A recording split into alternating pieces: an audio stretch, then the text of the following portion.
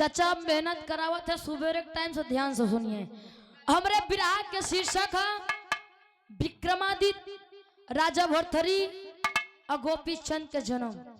तीनों जने के जन्म हम एक विराह में सुनावत है। 4 लाइन भूमिका में गुरुजी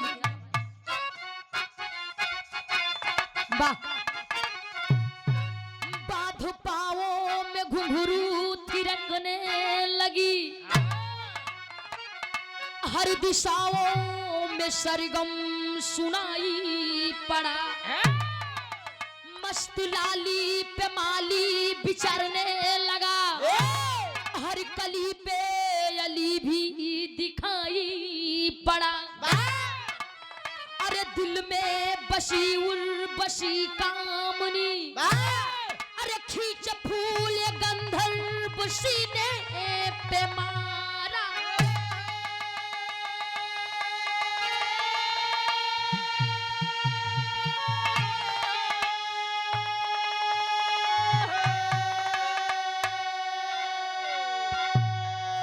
अद्य साप इंद्र तू गदहा जब बन जाएगा, गिरा है जमी पर विवश हो बेचारा।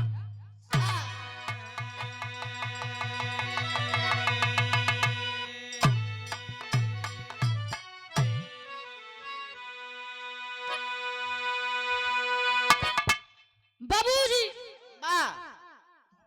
आज के युग में केहू अपन हो नहीं, दुनिया बड़ी मतलबी बा, स्वार्थी बा। जब तक आपके पास सब कुछ बा तब तक लोग रिश्ता रखत है। अब वही अपने पास कुछ न रहा है, फिर चाहिए अपन खून काहे न हो, अपन लड़का खुद के काहे न हो, पहचाने से इनकार कर दिए कि हाँ नहीं हमारा बाप है। कहीं चला मड़ाही में, कहीं चला मड़ाही में। विराह में बड़ा बढ़िया गजल के भाव लगता भैया।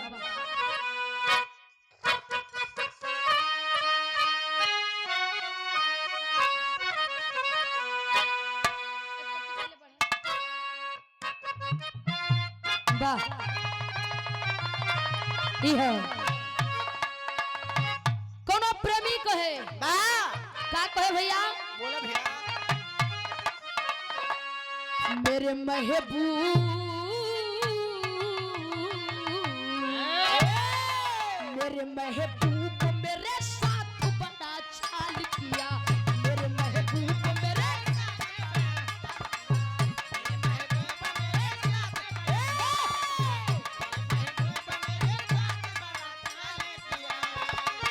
मेरे महबूब मेरे साथ बड़ा चाल किया, मेरे महबूब मेरे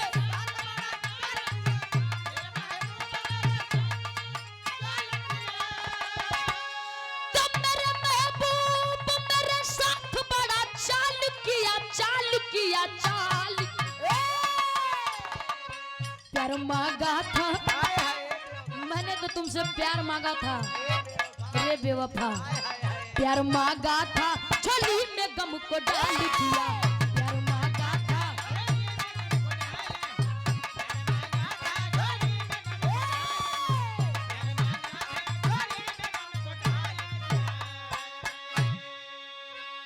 लेकिन यही के भाव में बड़ा सुंदर लाइन कवि जी लिखा था। का लिखे भैया,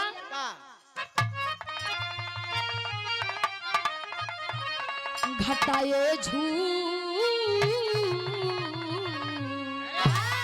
घटाए झूम रही हुस्न का बाजार लगा, घटाए झूम रही हुस्न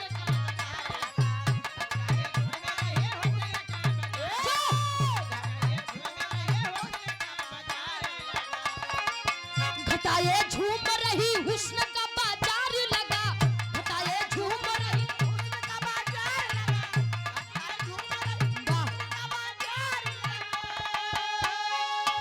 तो घटाए झूम रही हुस्न का बाजार, अरे बाजार अरे बाजार लगा।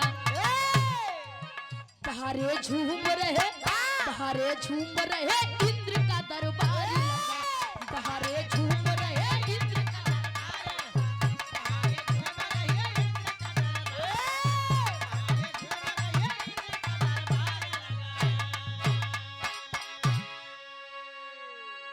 एक बार राज दरबार लगा रहा। वाह भैया इंद्रदेव राज सिंहासन पर बैठे थे वाह और राज दरबार में सारे देवता वाह भैया और इंद्रदेव के बेटवा जेकर नाम गंधर्व सेन बतावा गया। क्या बात है गंधर्व सेन भी और राज दरबार में बैठा रहे वाह और उर्वशी अप्सरा अरे, बड़ी सुंदर रही। क्या बात है इतनी सुंदर अरे वाह इतनी सुंदर वाह बूटी फूल रही बूटी फूल हाँ।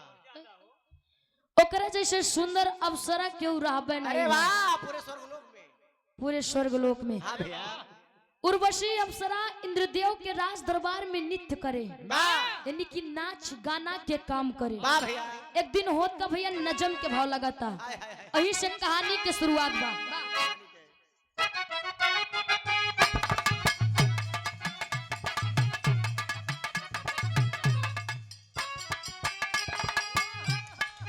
हुस्न मर्दों को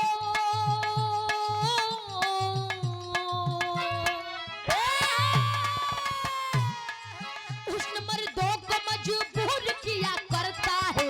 हुस्न मर्दों को मजबूर किया करता है अपनों की नजरों से भी दूर किया करता है।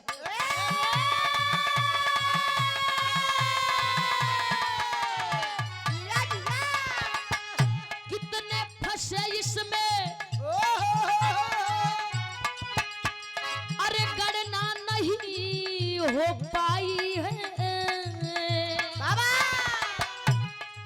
सदों की माला फूली पीरों की बिरताई है।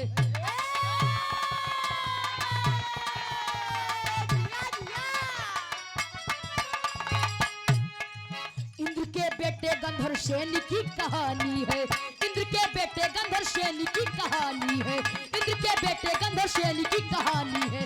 सब पिता नदी चलती हुई जवानी है। जो, जो।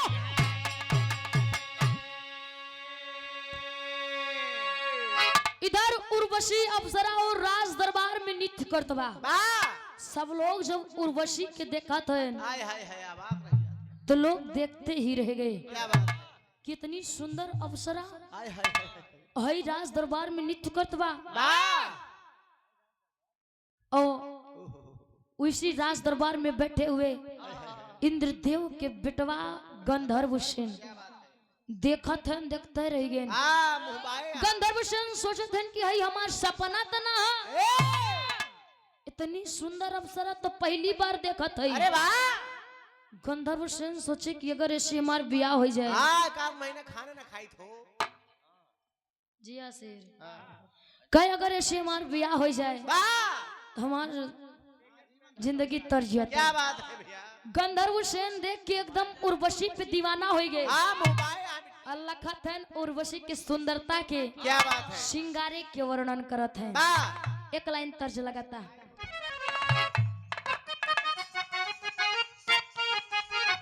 वाह दादा ये बहुत पुरान धुन है। वाह इससे पहले महुआ हुआ चुए हाय हाय हाय हाय तो कोनो दुल्हन महुआ हुआ छुई के मनी बिन के हाँ जब महुआ निपट गया हाँ तो अपने संगे से कहे तनिक तेल ओल लाई दिया ए बाल जा है हो महकौआ तेल लाई दे साबुन लाई दे हाँ हमार डौला वाला हमार डौला वाला तेल हमार डौआ वाला हाँ डाबर आवला वाह कहे तनी लगाई ले तो हम महकै अरे वाह उ तब कहे भैया का कहे हाय हाय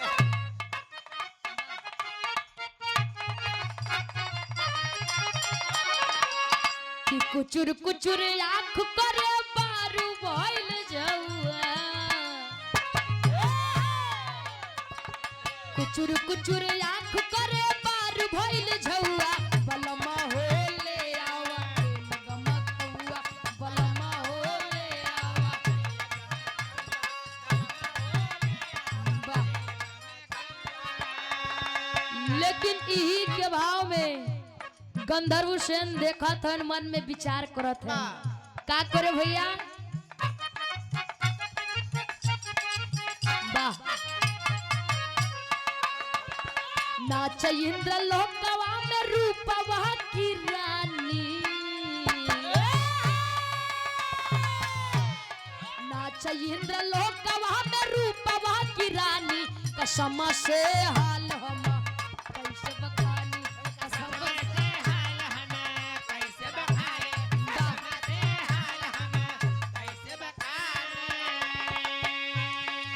गंधर्व सेन सोचते हैं एकर जितना बखान हम करी आए उतना ही कम बा हो। उतने कम बा। हाँ भैया। और कहे भैया का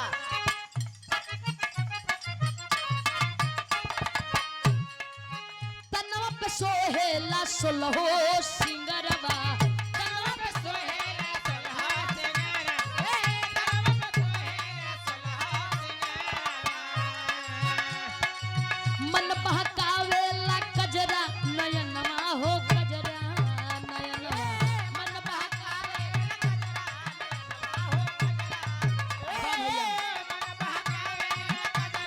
नयनवा हो कजरा चोली की गोली है चीज मस्तानी चोली की गोली है चीज मस्तानी कसम से हाल हम कैसे बखानी कसम से हाल हम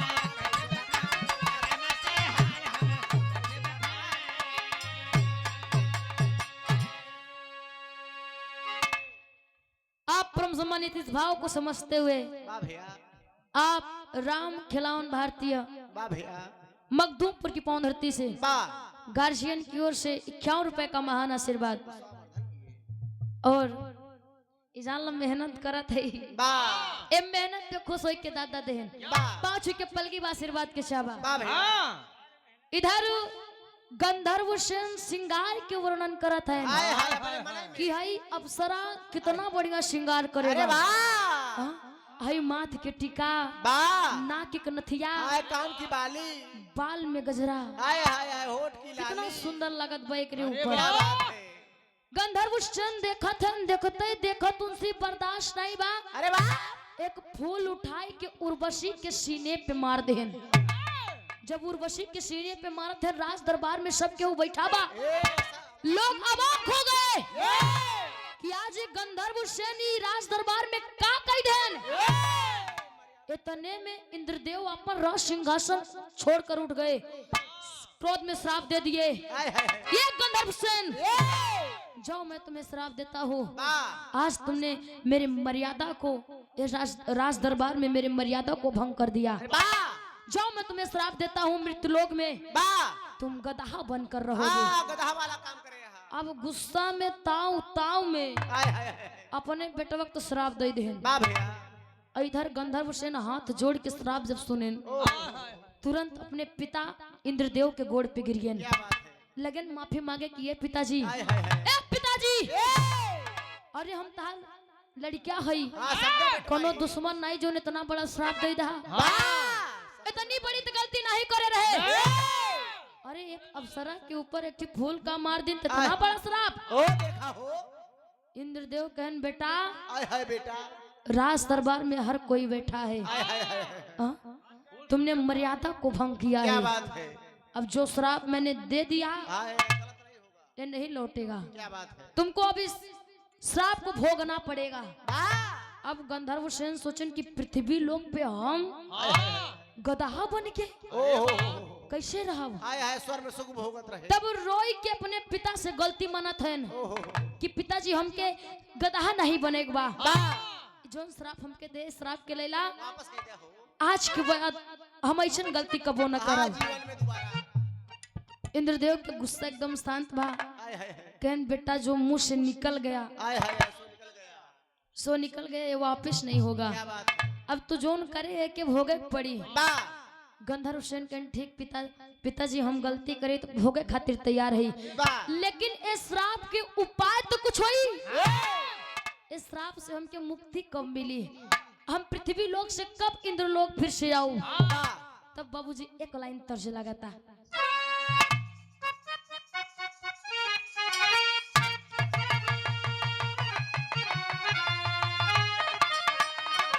बड़ा पुरान तर्ज है कोनो दुल्हन अपने सैया के रोकत ब परदेश जाए से हई फागुन के महीना में नहीं तो नई नई दुल्हन के समझ लो बेचारी गौने हाँ आ गौने आ रहे हैं फकने। अपने सैया से हाथ जोड़ के रोकत बा ए राजा कि कुछ दिन घरे और रुक जा और का भाई।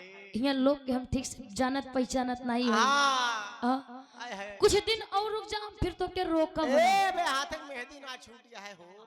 वाह हाँ भैया तब दुल्हन हाथ जोड़ के कहे भैया वाह भैया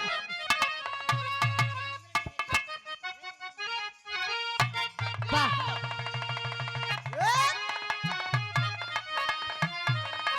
कि जवन जवन कहा बासैया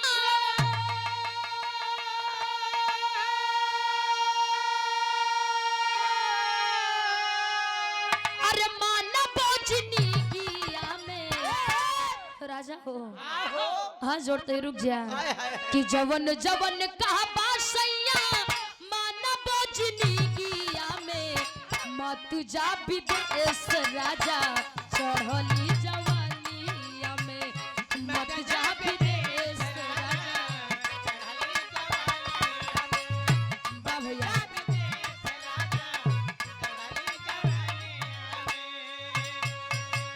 लेकिन यही के भाव में इंद्रदेव के बेटा जो श्राप दिया है हाय हाय हाय ये वापस नहीं होगा भोगना पड़ेगा कहे भैया हाँ श्रापवा सुनवले इंद्र मानवा पशोक में ए बेटा हाँ श्रापवा सुनवले इंद्र मानवा पशोक में बन के गदहवा बेटा जैवा मृत्यु लोक में बन के गदहवा बेटा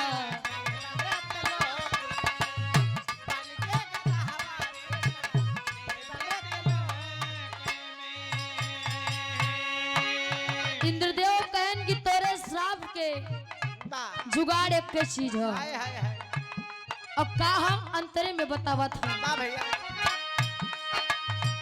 गदहा के खोल जब आगिया में जाली है गदहा के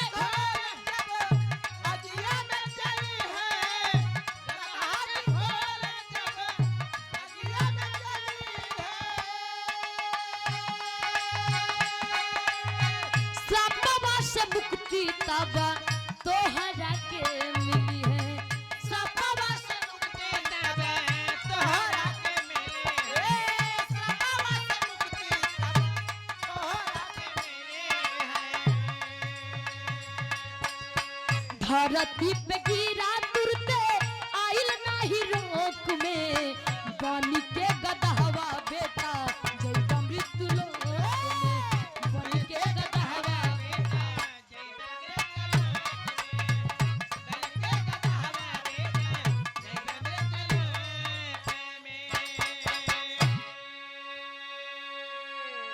इंद्रदेव कहन पृथ्वी लोक पर गदहा बनकर जाओगे वाह और करे बात तहार बिया लड़की से होई वाह राबा तू गदहा के रूप में लेकिन तहार बिया कन्या से होई लड़की से हाँ भैया मानो से और जब बिया होई वाह तो तुहार पहली रात में वो लड़की आई तहार दुल्हन हाँ भाई तियोसी कही था कि हमार कान धई के खींचा हाँ हम अपने असली रूप में हो जाओ वाह और अगर उतार कान धई के खींची राती में वाह तो तार गदहा के खोल अलग हो जाई और तू अपने असली रूप में हो हाँ जा भैया लेकिन हाँ भैया रात भर बस हाँ जब तक सूर्य भगवान जैसे निकली है तुरंत फिर तू अपने गदहा के रूप में आई जावा गंधर्व सेन कहन कि पिताजी फिर मतलबे का निकली हाँ भाई कहन मतलब ही निकली हाँ कि तहार दुल्हन जौने दिन वाह बिना तोरे कहे उ गदहा वाली खोल हाँ और रातिम आगिम जलाई दी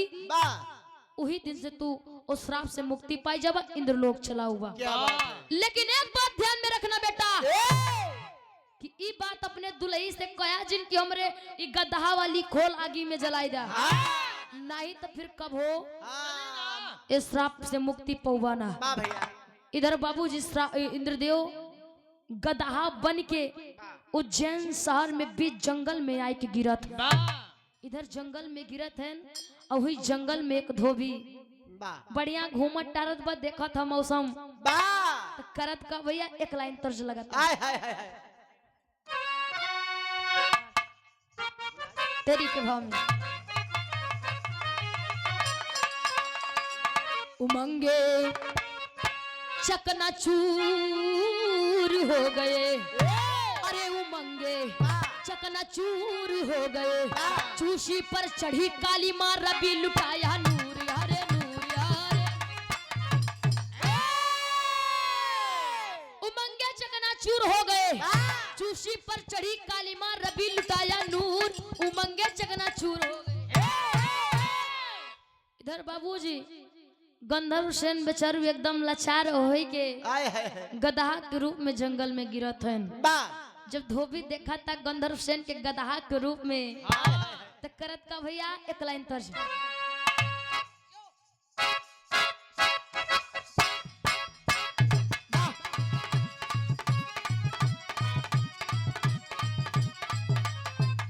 वाह भैया।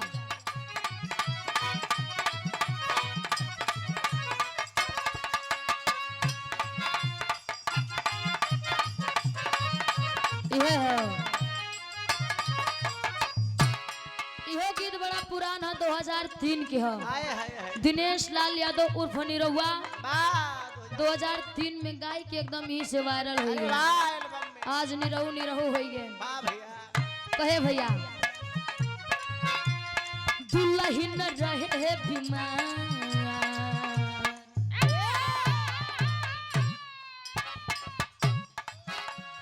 दुल्हन रहे बीमार, निरहुआ निरहुआ निरहुआ सटल रहे, दुल्हन रहे बीमार,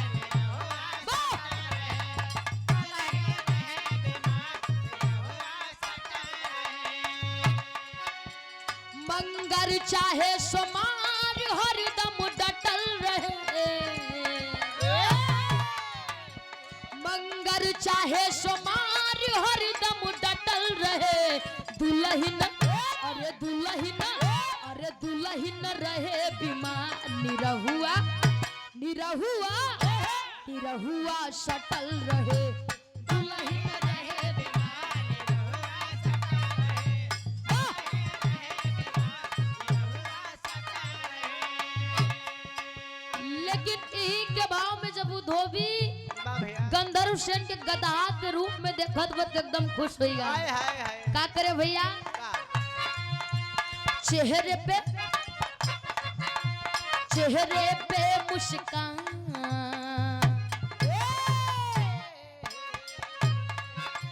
चेहरे पे मुस्कान की धोबिया की धोबिया की धोबिया झूम उठा,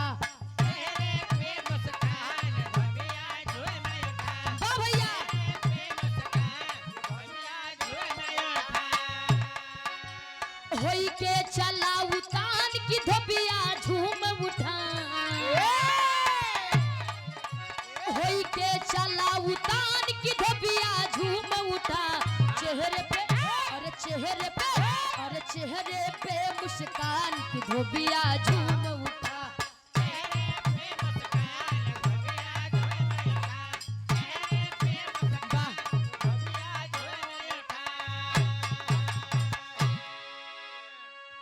इधर धोबी देखा देख के एकदम खुश हो गया।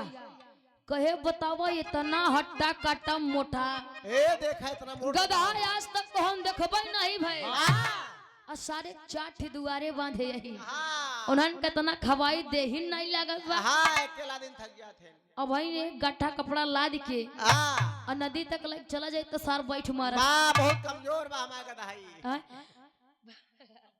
कहे लेकिन इतना तगड़ा बा इतना तगड़ा बा कि ये पे कपड़ा लादब हमहू बैठब हमार मलकिनियों बैठे तब न थके। अब धोबी एकदम खुश हो गया गधा के पकड़ के घरे ले आए। घरे ले आए लगे बैरेस दुआरे चल रहा है ये मलकिन मलकिन हो।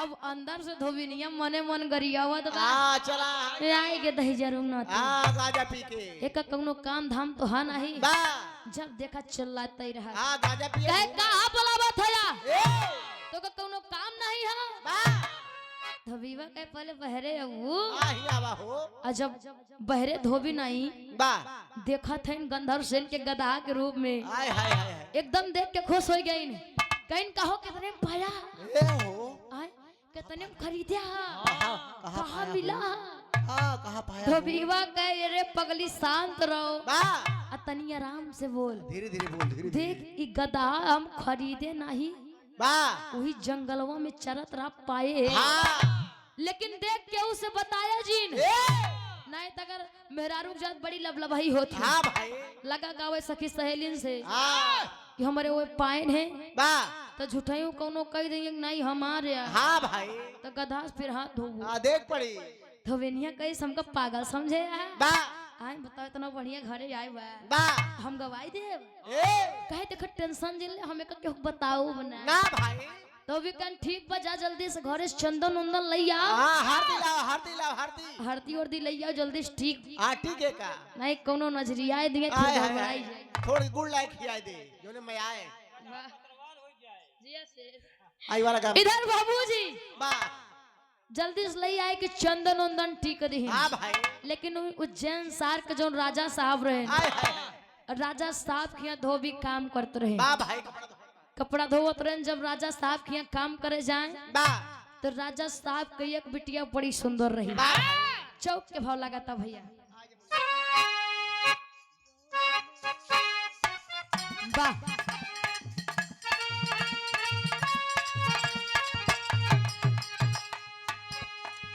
उस शहर में राजा जी की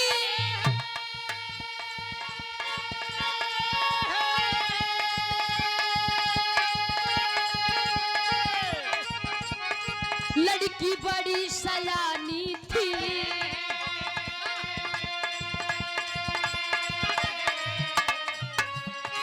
जब सब खड़ा रूप की रानी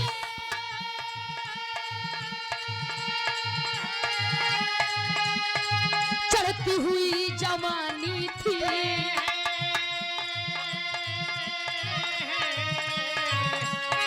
दूर से देखो रिश्ता आता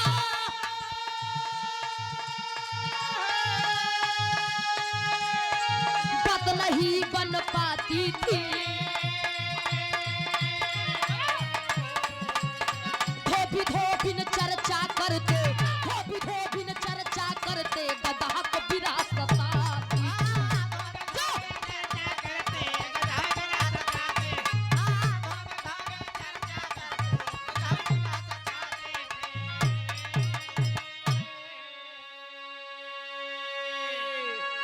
इधर बाबूजी बा बाबूजी राजा साहब के धोबी काम करे जाए बा भाई तो राजा एक बिटिया बड़ी सुंदर हाय रही हाय हाय एक बिटिया रही बड़ी सुंदर रही बा अब ब्याहे योग्य हो रही क्या बात है राजा साहब के बिटिया बदे रोज बढ़िया बढ़िया रिश्ता जावे हाँ भाई एक से एक राजकुमार एक एक बढ़िया बढ़िया राजकुमार हाँ भाई नंबर सब खान जी नान भरे बढ़िया बढ़िया रिश्ता जावे राजा साहब पसंद न करे रिश्ता कैंसिल कर दे बा रोज 10 ठिया में 10 ठी कैंसिल करें हाँ धोबी सारा खेला देखे हाय हाय हाय जब धोबी सब कुछ देखे तो घरे आई के खाए पिए के बाद हाँ जब लेटे थी अपने मलकिन से कुल बात बता हाँ सारी रात ही है बतावे हाँ भाई अच्छा ये बोला थे बाबूजी का धोबी कुल बात बतावे कहे जानू हाँ भाई यानी जानू समझू समझो कि जहाँ राजा खिया हम काम करी थी बा हाँ हो तो कंफ्यूज होते हैं पे हाँ पूरी तरह से तनी से हम बता देते हमारे बाबा अब तो जानला नहीं है 1 साल हो गया खत्म हो गए बा और जब जिया तो रहे तो एक बार हमारे माई के हाँ पैसा दे रहे रखे बदे हाय हाय हाय और उनका कोनो बात बताते रहे काका बा उनका कोनो बात बताते रहे आयन घर हाय से हाय निकले हाँ। कोनो चीज पूछत रहे कहन जानू ए जानू यानी हाँ जानू बात बताओ रहे कि जानू ई चीज हाँ इतने माई हमरे कानी कोनो चीज खिसिया रहे का बा हमका जानू जानू जिन कहा हाँ इनके बाबू सुन ले जी हाँ। माई हमरे मने खिसिया कहन हमका जानू जानू जिन हाँ अभी तक ना के है जवानी में इतने में सब मजाक बन देखा जानू को मतलब बहुत होता दू सब दू अर्थ हो अजोन दादा हरन हर बातें पे देखा कहते नहीं की चीज जाने हाँ जानू जान हाँ भाई वो चीज होत लेकिन आजकल के लड़के अपने हाँ जी एफ बी एफ के जानू सोना हाँ प्रेमिका उनका हाँ तू वाला जानू जिन समझा बा इधर धोबी कुल बात बतावे कि जानू बा अजोने राजा साहब की हम काम करी थी हाँ भाई जानू एक ही बिटिया बा बा राजा साहब के राजकुमारी बड़ी सुंदर है। क्या बात है ऐसन बा बढ़िया बढ़िया रिश्ता आवा था ए लेकिन ना जाने काहे राजा साहब कुल रिश्तवा मनता नहीं हो मनता ही नहीं है। नकार देता और जब कुल बतिया ये सब बतावे हां तब पीछे से गंधर्व सेन गदहा हां सुना भाई धोबी कुल बात सुने। हाय हाय जब ये बतिया सुने तो गदहा के बिरह सतावे। अरे वाह पिताजी जो हमारे कहे यहाँ ना जाने कब होई हाय हाय हाय कब हमार लड़की से बियाह होए हां कब ये गदहा से हमके छुटकारा मिली। मिले बाबूजी धीरे धीरे दिन बीतत बा हां उहे बतिया आई के धोबिया अपने धोबिनी से बतावे। हां तो एक दिन गंधर्व सेन हिम्मत जुटाए कहन चलता ही आज अपने मालिक से कही था हां कि जाए कह दे अपने राजा साहब के बिटिया से बियाह हमसे करवाए दे। हैं? हिम्मत जुटाई के गधा धोबी से कहे पपट के भाव लगाता भैया हां हम ऐसे करावा गधावा कहा अरे बोला गधा धोबी के सम्मानमा मनवा नहीं ना। अरे बोला गधा धोबी के सम्मानमा मनवा नहीं ना। पूरा कैदा हमरो वारा मनवा नहीं ना। वाह भैया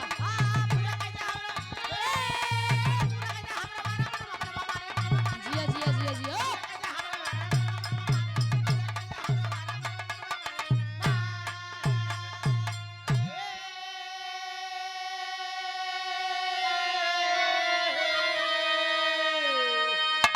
गधा जब जाए के धोबी से कहे कि हे मालिक हे मालिक और जब इतना कहे धोबिया चिंता में होइगा हां लखाई लागे हरी बहरी कि गधा गधा कब से मनई कि नहीं बोलेला। हां ई गधा अब धोबिया बड़ा चिंता में पड़ गया हाय हाय हाय कि गधा होई कि हमारी कि नहीं बोलत बा। हां मोहे कहे चला होई सकत है बा हैं ई कलयुग चलत बा होई सकत कि बोले लाग होई।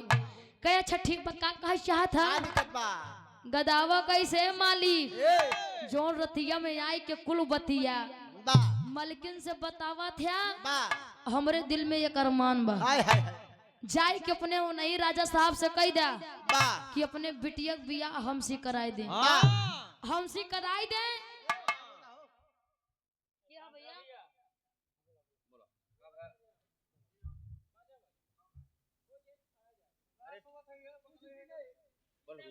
ए भैया देखा भोर आ रही है कुल रात बीत गए तो आराम करे दे का दिक्कत बा भैया। ए भैया शांतराम महाराज शांतराम माहौल जिन खराब करा बा भाई गवैया बड़ा मेहनत से बनावा था बिगाड़ा ना भैया। इधर गंधर्व सेन कहे कि जाए के मालिक कह दे अपने राजा साहब के बा कि अपने बिटिया के बियाह हमसे कराए दे। हां तो भैया सुनो गरमाई गया बा कहे सारे ये गधा होई के पहले नंबर तो ते बोला ते मनाई ने बा और दूसर का कहा थे राजा साहब से जा कह दिया हां कि बिटिया के बियाह हमसे कराए दे। कहे बताओ इतना बढ़िया बढ़िया रिश्ता जाओ बतौन तो राजा साहब मनता ही ना लिया अपने बिटिया के बियाह गदहस कराइए। हाय हाय हाय कहे सरवा हमका मरवैया है का बा चाहते कि राजा साहब फांसी पे चढ़ाए दे। बा कहे देख आज कह दे आज के बाद इस शब्द अपने जुबान पे दोबारा लाए ना ई सब लाए जी। हां ना करना बाबूजी धोबी वो बात के टाल दिस बा फिर धीरे धीरे दिन बीता था हां भाई उहे बतिया मलकिन से फिर आके बतावे कि राजा साहब के बिटिया के देखुआ आवत बा बढ़िया बढ़िया राजा आवत हां है लेकिन सेट ना होता है पता ना है राजा साहब कहे मना कह देता हां है। वो ज्यादा होत पे तो एक दिन फिर उहे बतिया के दोहरावत का कहे भैया अरे कुछ दिन बाद गदहा बात दोहराया हो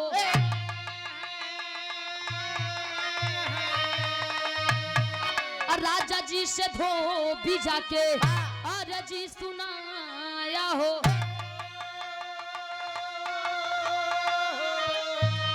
अरे सुन के राजा की हले है गुना नवा मनवा नहीं ना। अरे सुन के राजा की हले है गुना नवा मनवा नहीं ना। आखिर ये में कौनो बाकरनवा मनवा नहीं ना। बा भैया ये है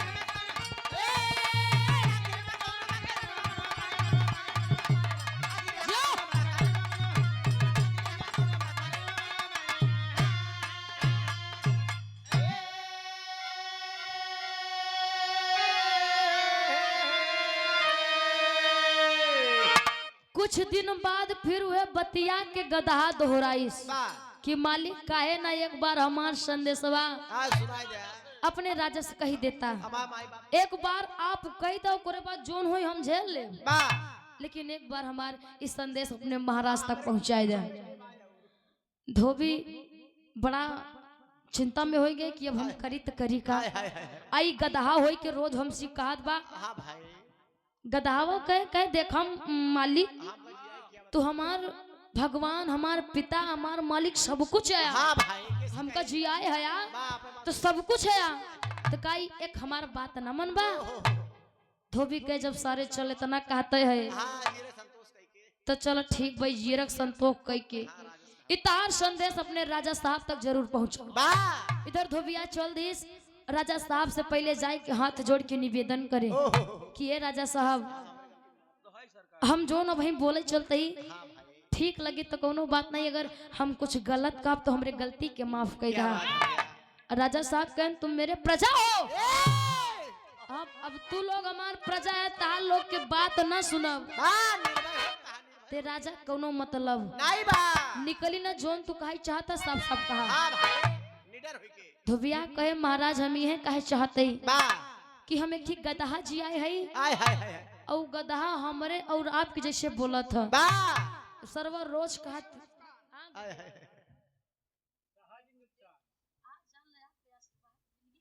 आजीवन धन हो गया सुमित्रा नंदनी के ढोलक मास्टर अरे गुरुदेव सुपर आपका स्टार नाम वाला। आई है पूर्वांचल तक का। आप बिरहा जगत की शेरनी बा भाई अपनी अलग पहचान हाई सुपर स्टार ट्रेंडिंग स्टार ये सब छोड़ दे एक साइड में कही दा बा बिरहा जगत की शेरनी। बा भाई हम जब से बिरहा सुनत है छोट के रहे तबे समय बहुत पसंद रहा। हाँ 3-4 साल की जब रही हम तबे से सुनत रहे। बा भाई अबे कल मारे रहू अबे काले मारे रहू हमका तनी देरी सीरियस हो जा करा बा भैया। बिरहा जगत की शेरनी जिनका इस बिरहा जगत में कोई जोड़ नहीं अरे है। वाह अलग पहचान है यहाँ से लेके पूर्वांचल तक बा अलग पहचान अपने दम पे एक अलग पहचान बा। बा सब तो हई देखा था हई मंच से वो मंच तक नाचत चली हाँ जाती कोबरा डांस करा थी कोबरा डांस फुहर पातर गावत है, लेकिन एक ऐसन गायिका क्या बात है जो कि हमारी बड़ी दीदी बिरहा की शेरनी बा आप सुमित्रा नंदनी दीदी जी हाय हाय हई आज तक भोजपुरी के हाथों नहीं लगाई। हाँ भाई भैया आप सुमित्रा नंदनी जी के साथ में दीदी के साथ में संगत करते ढोलक पर संगत करते हैं। ढोलक के बहुत अच्छे वादक हाँ गुरुदेव सुपरस्टार वादक आप हमारे गुरु तुल्य बा भाई आदरणीय परम पूज्य परम सदैव परम सम्मानित बा आप नाने उस्ताद गुरु जी हमरे बा भैया गुरु जी का हमारे बराबर बातचीत होत रहा था। बा गुरुदेव के कर को दरा 51 रुपए का महान आशीर्वाद पहुंचे के पलगी बा। बा भैया आ गुरुदेव कैसे नहीं जिन जाना हाँ इतना दिन तक दीदी के हम तो बजाऊंगा ही भैन बा एक चैली नया निकाला था। हाय हाय शिष्य अब देखा कुछ दिन में मार्केट में वो आई हाय हाय लॉन्च करिए बड़ी अच्छी गायकी बा। एक दिन बात कराए रहने बा भाई बा भैया हमारो बच्चे एक नंबर लगाया भाई केथा में नंबर लगेंगे। चेला हम हो बचे रहा हमने भैया इनकर अरे तू लोग तो पुरान हो गया हाय है हाय हाय अब बेला। नया निकाला था ना गुरुदेव। और का भैया इधर राजा साहब से कहन कि राजा साहब हमार गदहावा कहत कि जाए अपने राजा साहब से कह दिया बा कि अपने बिटिया बिया हमसे कराए दे। बा भैया राजा साहब सुनेन बड़ा ओनहु चिंतम हो गए हाय हाय हाय कहन एक गदहा हुई कि हमरे बिटिया बिया। अरे वाह मनई खान बोलता है तनी देरी राजा साहब सोचन विचारेन और शादी के लिए हाँ कह दे। हाय हाय कहन जा अपने गदहा के लिए कि आवा बा अपने बिटिया बिया हम करावे बदे तैयार है। आओ अब धबिया खुशी होई के कहे चल सारे गदहा अरे ताबीत बनिए तोरो किस्मत बढ़िया ही हाय बा। हाय हाय हम से देखा तब मनई तन पाई के हाँ संझा सवेरे कपड़ा धोवत बा अतई बियाह करतई मान जान ला राजा बनबे हाय सा। हाय हाय इधर धोबी पहुंच गए न अपन गदहा गंधर्व सेन के लिए आई किया हाँ नहवाए धोवाए के वाह बढ़िया से हाँ हो तिलक उलक लगाई के हाँ भाई सेंटो मार दे अच्छा सेंटवा तो ले जाए दे रे भाई उ गदावा तार चीज नहीं लागत रहा ता मौसिया रहा इनके मौसिया रहा भाई कोबरा सेंट मार हाँ। भैया इधर राजा साहब अपने बिटिया को बियाह और गंधर्व सेन गदहा से करत है। आल्हा के भाव लगत है। आइए मुन्ना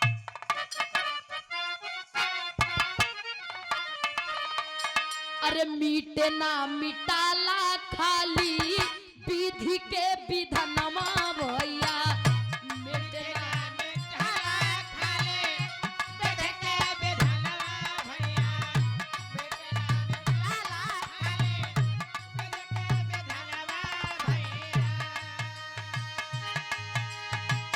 होला उहे चाहे जवन देख सरकार होला उहे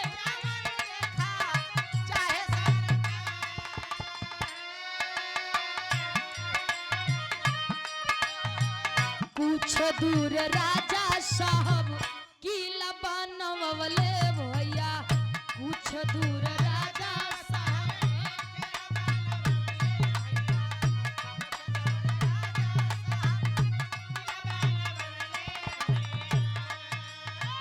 गदहा की शादी आके फैलल समाचार गदहा की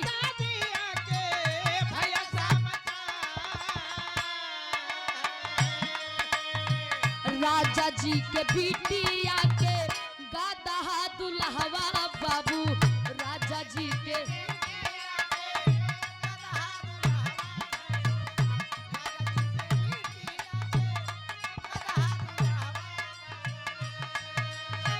घूमली भंवरिया में माड़वा मझार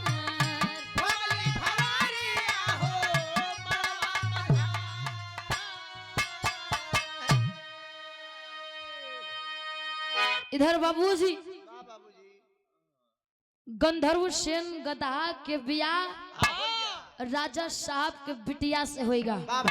बियाह तो होएगा राजा साहब महल से कुछ दूर पे एक किला बनवाए गंधर्व सेन गदहा के वही किला में भेज देन। इधर धीरे धीरे जब शाम होत तो होत का भैया एक लाइन सदर में आई जाए।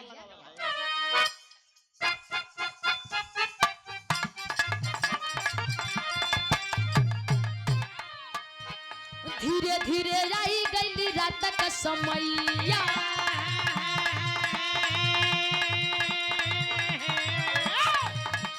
गदहा को भेजे राजा किला के मझा थर थर कपे गोरी देखी के गदहा बोला गदहा वस्तु ना हो गुलना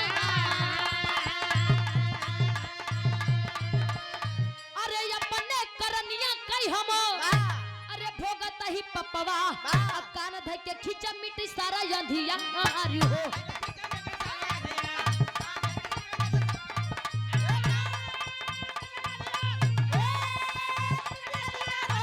वाह भैया वाह।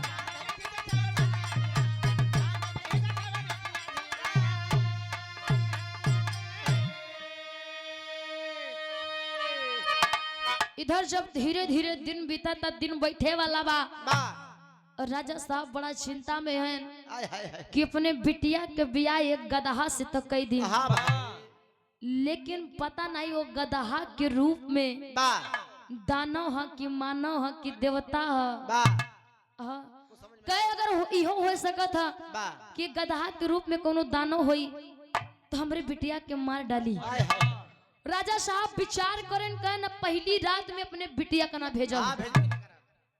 इधर दासी के बिटिया के संदेश दे देन कि दुल्हन बनाए के 16 श्रृंगार कराई के दासी के बिटिया के ओ गदहा के पास किला में भेज दा। इधर दासी के बिटिया 16 श्रृंगार करवाई के दुल्हन बनवाई के ओ किला में गदहा के पास भेज दे। अब इधर बेचारी दासी के बिटिया किला में जात बोल लगी ओ गदहा के देख के थर थर थर थर थर थर थर थर कांपे। बेचारी ढेर की मारा कापत बा कि आज हमरे जिए के का होई लागत भाई हमार जान बची ना। इधर बाबूजी गंधर्व सेन कहन की तहार बियाह हमसी बाबा तू डेरात काहे हो?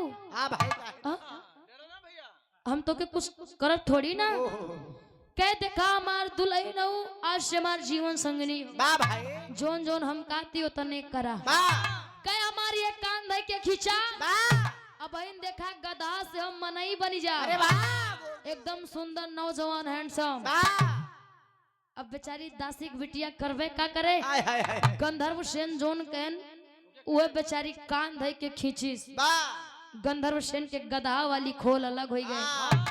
और गंधर्व सेन अपने असली खोल गिर गए उनकर कौन खोल है गिर गए खोल